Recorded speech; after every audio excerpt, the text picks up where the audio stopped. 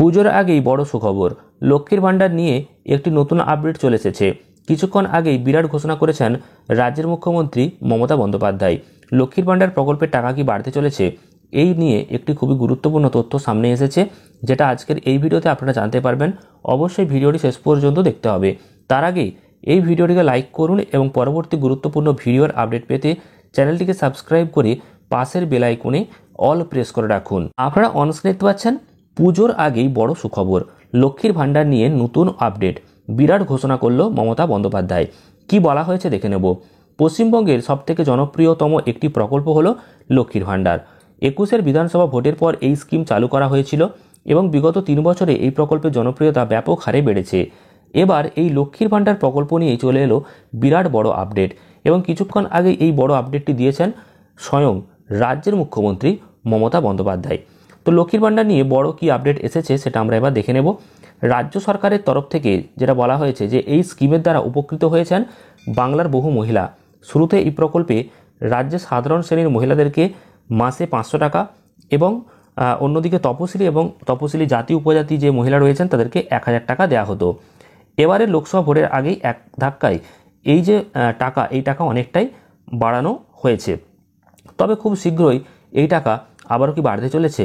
দেখুন, বর্তমানে এই টাকাটা কিন্তু যেটা বেড়ে হয়েছে 1000 এবং 1200 টাকা। সেটা অনেকদিন আগে থেকে আপনারা পাচ্ছেন, এপ্রিল মাস থেকে।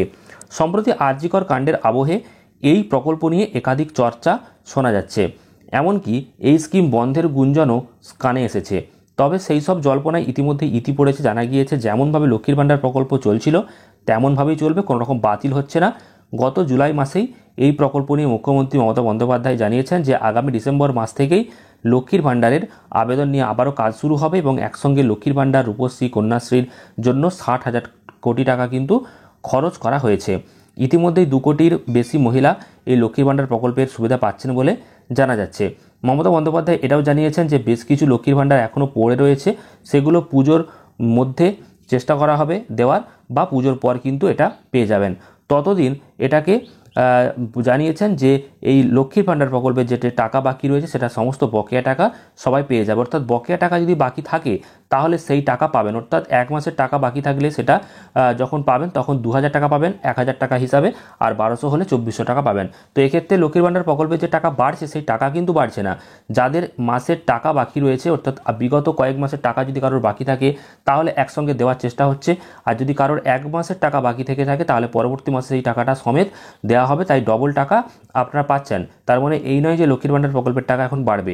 লক্ষ্মীর ভাণ্ডার প্রকল্প যেমন চলছে 1000 এবং 1200 তেমন টাকাই রাজ্যের মহিলারা পাবেন, কোনো বাড়তি টাকা পাবেন না। তবে যাদের টাকা বাকি রয়েছে, কোনো কারণে হয়তো টাকাটা যায়নি ব্যাঙ্ক অ্যাকাউন্টে, সেক্ষেত্রে সেই যে বকেয়া টাকা সেই টাকা ব্যাঙ্ক অ্যাকাউন্টে চলে যাবে। তো পরবর্তীকালে গুরুত্বপূর্ণ ভিডিওর আপডেট পেতে চ্যানেলটিকে সাবস্ক্রাইব করুন। ভিডিওটি ভালো লাগলে প্রচুর পরিমাণ লাইক এবং শেয়ার করে দিন। ধন্যবাদ।